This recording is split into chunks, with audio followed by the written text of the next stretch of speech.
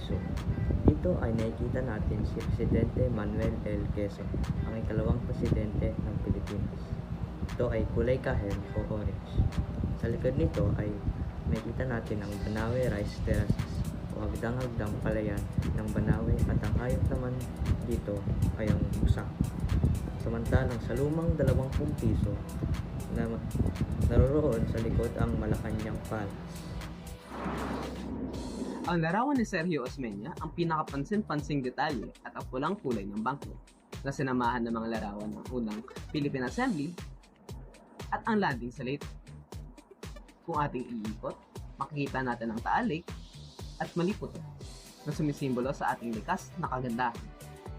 At panghuli, ang masilimuot na disenyo ng borda ng Batangas ay nagpapakita ng ating kultural na pamana.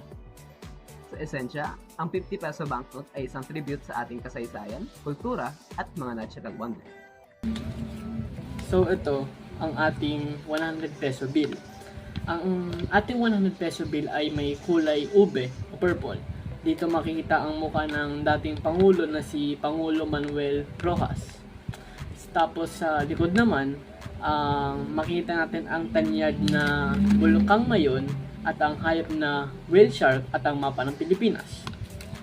Ang susunod naman po natin ay ang 200 pisong papel. Makikita po natin dito sa harapan ang larawan ng dating Pangulong Diosdado Macapagal. Noong taong 2017, binago po nila ang disenyo nito at isinama po nila sa harapan dito po sa lower part ang inauguration ng ika-40th na presidente po natin na si Gloria Macapagal Arroyo.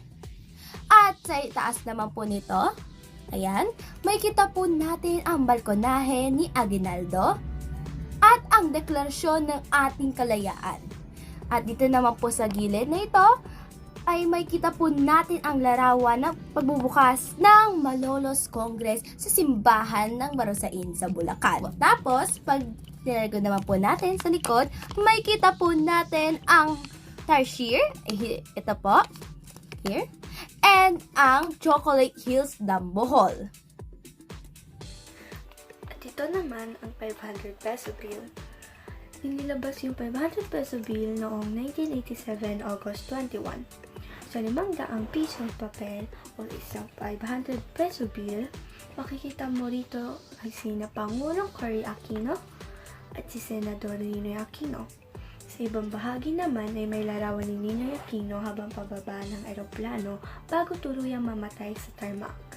Ang likod ng larawan na ito ay ang Puerto Princesa Subterranean River at isang loro na makikita sa ating bansa, ang Blue Nape Parrot. At ang dulo po ay etong 1,000 piso papel.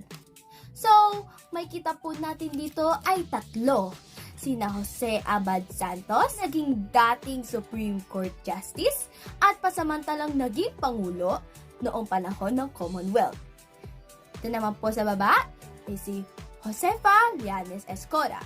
Siya ay isang civic leader at social worker. Kilala siya sa pakikipaglaban para sa karapatan ng mga kababaihan. Siya ang nagtatag ng Girl Scout of the Philippines. At ang last po ay si Vicente Lim na isang general at bayani noong ikalawang digmaang pandaigdig. Siya ang namuno sa Battle of Bataan hanggang sa pagbagsak nito. Ganun pa man, siya ay patuloy na nakapaglaban hanggang sa kanyang pagkakatakip. Kapag nilikod po natin, sa likod may kita po natin ang Tubatu Reefs Natural Park. Yan po. At sa tabi naman po nito ay may kita natin ang South Sea Pearl, ang Pinakda Maxima. At sa patabi naman po nito ay ang mapa ng Pilipinas. So ulitin ko po, ito po ang lumang 1,000 papel. So ang susunod naman po natin ay ang bagong 1,000 piso papel. Ito po ay gawa sa polymer or in other words, plastic. At ang kulay po nito ay asul pa din or color blue. Kita natin sa harapan po nito ang Philippine Eagle. At sa likod naman po nito ay tulad noong sa luma, may kita pa rin po natin ang Tubatu Reef Natural Park at ang South Sea Pearl. At ayun lamang po para sa group number 1. Thank you po sa panonood at pakikinig po sa amin. Bye-bye!